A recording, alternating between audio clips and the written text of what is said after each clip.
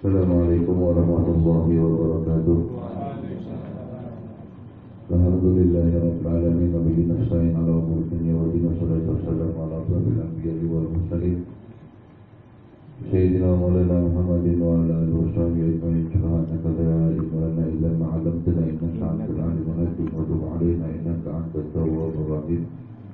Allahumma shalli wa sallim wa barik ala sayyidina Muhammadin abdika wa nabiyyika wa rasulika nabiyil ummi wa ala alihi wa sahbihi wa sallim taslima bi qadri 'azamati dzatika fi kulli waqtin wa fi amma ba'd. Alhamdulillah, kita berada di penghujung bulan Rajab dan insyaallah besok sudah berganti bulan. Besok sore sudah berganti bulan jadi bulan Sya'ban. Ya, intinya persiapan kita dibutuhkan menyongsong bulan Sya'ban, bulan yang mulia. Kata Rasulullah, aktsarul liman yaqulun nas, bulan yang sering dilupakan. Padahal di bulan Sya'ban itu kata Nabi dalam hadisnya juga termasuk bulan yang di dalamnya ada malam-malam yang turaddu doa, yang dimana doa tidak ditolak. Ada malam nisfu Sya'ban, malam rapor tahunan. Kalau rapor mingguan hari Senin dan hari Kamis, kalau rapor tahunan bulan Sya'ban. Rasulullah juga mengatakan hadza syahri, Sya'ban itu bulanku. Ini di penghujung bulan Rajab, bulan yang mulia. Di dalamnya ada satu kejadian yang diabadikan oleh Al-Quran. Subhanalladzi asra bi 'abdihi lailan sampai akhir, yang intinya orang yang tidak percaya dengan kejadian ini itu termasuk kata Syekh Mutawalli Sya'rawi itu kafir. Isra Mi'raj. Dan Isra Mi'raj kejadian yang mulia. Hikmah-hikmahnya banyak. Salah satunya hikmahnya yang bisa kita rasakan yaitu petunjuk bagi kita bahwa tidak ada derajat yang lebih tinggi yang diberikan Allah kepada makhluknya kecuali kepada Rasulullah Shallallahu Alaihi Wasallam. Ini petunjuk tenger Kanjeng Nabi, wong yang paling apik. Kanjeng Nabi orang yang paling dicintai oleh Allah Subhanahu wa taala. Kalau yang nabi-nabi sebelumnya enggak pernah ada kejadian seperti ini. Nabi Musa minta bertemu kepada Allah, kata Allah enggak bisa. Lihat, undur ilal jabal undur ilal jabal. Lihatlah kepada gunung, kata Allah. Fa istaqarra makanahu fasawfa tarani. Kalau kamu bisa melihat gunung ini tetap berada di tempatnya, kamu akan melihat aku. Tapi kalau Rasulullah gak minta, Allah sendiri yang memperjalankan. Kemuliaan yang ditunjukkan oleh Allah ini makhluk satu-satunya yang memuliakan seluruh makhluk yang bernama manusia dari makhluk yang lain, termasuk malaikat. Kecintaan Allah kepada Rasulullah Shallallahu Alaihi Wasallam. Nabi Musa ketika bertemu dengan Allah, ya, ditulis itu ketika melangkah untuk bermunajat kepada Allah sama Allah, ya Musa ihla'na 'alaik innaka bil wadil muqaddas tuwa. Musa, sandalmu cepoten, kamu di lembah yang suci dan disucikan untuk bermunajat.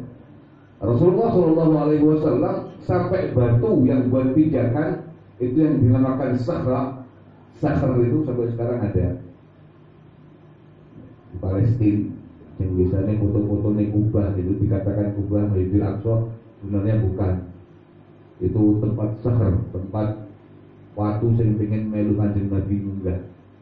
Jadi Kanjeng Nabi gak usah ojo melu. Akhirnya apa? Batu itu tidak di tanah, tidak ngawang-ngawang atau gimana? Ya kalau saking tresnane kalau Kanjeng Nabi Muhammad Shallallahu Alaihi Wasallam. Tapi waktu tresno untuk umat tidak tresno. Rasulullah diselamatkan kepada Allah di malam itu untuk menembus 3 alam sandalnya, sampai ulama-ulama membuat syair bagus, ala kullu man ra'si hadal kauni na'luhu Muhammadin sallallahu alaihi wasallam. Seluruh kepala yang ada di muka bumi ini di bawah telapak apa? Telapak sandalnya Rasulullah sallallahu alaihi wasallam. Sampai sandal-sandalnya ikut mi'raj. Di mana Jibril tidak bisa menembus, itu sandal Rasulullah tetap ikut sampai ila sidratil muntaha indaha jannatul ma'wa wala qatra abuna dan ukhra, langsung dimuliakan oleh Allah Subhanahu wa taala. Pertama hikmah itu. Jadi apa? Bukti Rasulullah itu makhluk yang paling mulia dari awal sampai akhir, di mana dikatakan oleh Imam Ali bin Muhammad Al-Habsyi dalam syairnya, rutabun tasqutul amaliyuna hasra ma wara'ahunna wara. Jadi satu derajat yang membuat semua makhluk di muka jagat alam maya ini putus asa. Apa? Gak mungkin sama dengan Rasulullah SAW. Satu derajat martabat yang diberikan Allah begitu tinggi yang membuat semua makhluk Allah ini putus asa. Itu cuma Nabi Nabi Sallallahu Alaihi Wasallam. Pertama hikmahnya. Yang kedua, ketika Nabi Sallallahu yang hikmah agar Ahlussunnah wal Jamaah paham dalam perjalanan menuju Masjid Aqsa, itu tidak langsung menuju Masjid Aqsa, tapi Rasulullah diajak sama malaikat Jibril singgah-singgah, ceritanya panjang. Yang intinya Rasulullah diajak mampir ke tempat-tempat yang penuh berkah oleh malaikat Jibril. Loh, padahal Rasulullah SAW makhluk yang paling mulia, sumber keberkahan seluruh alam, tapi disuruh mampir untuk di tempat-tempat yang berkah. Sebagai apa?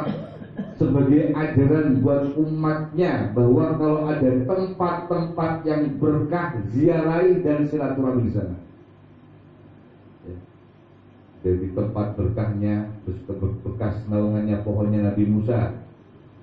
Kemudian Rasulullah diajak malam itu juga, kata Rasulullah, itu Qabr Musa dalam Sahih Muslim. Aku itu datang ke kuburannya Musa, yang tempatnya di antara dua bukit yang merah. Sampai-sampai ketika bercerita beliau kepada para sahabatnya, kalau aku seketika ini, daerah hari ini, aku di sana wahai sahabatku, tak tunjuki kamu kuburannya Musa. Itu kuburan Musa. Aku datang ke kuburannya Musa, aku ziarah ke sana dan aku melihat Musa itu di dalam kubur sholat. Rasulullah mengatakan semua nabi itu di dalam kuburnya sholat, yang telah meninggal, bermunajat kepada Allah, ibadah kepada Allah. Dan aku melihat Musa berdoa, dan seluruh nabi juga berdoa. Doanya apa?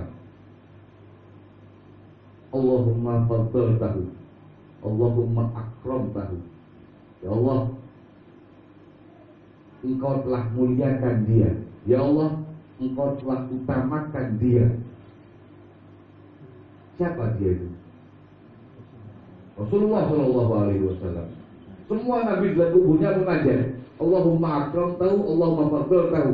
Ya Allah, Engkau telah muliakan dia, Rasulullah. Engkau telah karuniakan dia, Rasulullah.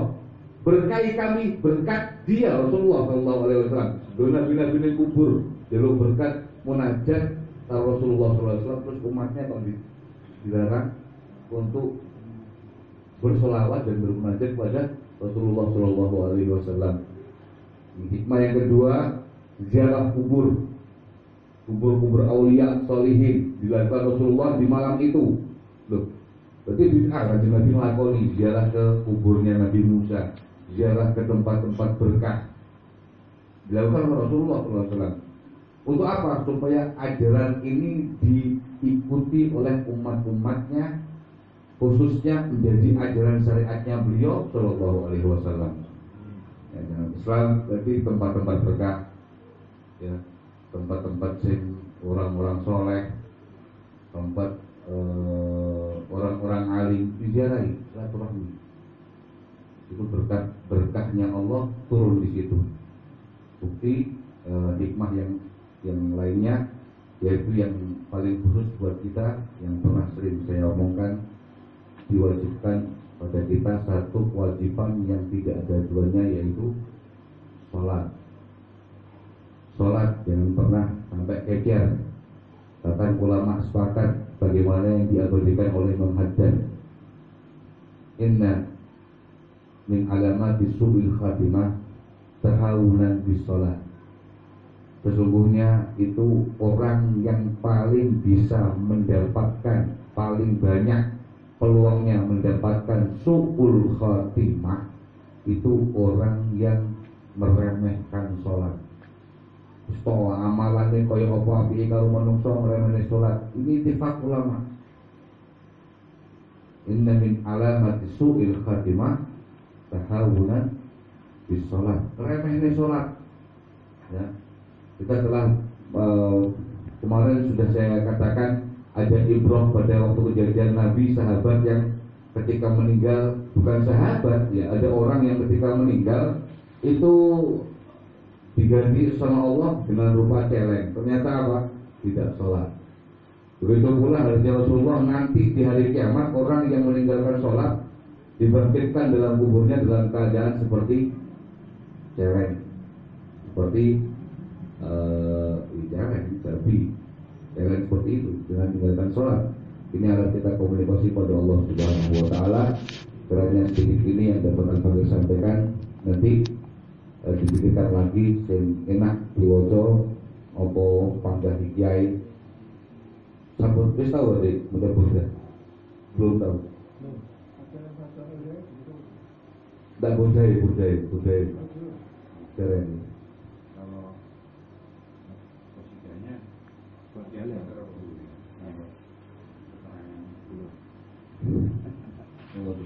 Assalamualaikum warahmatullahi wabarakatuh.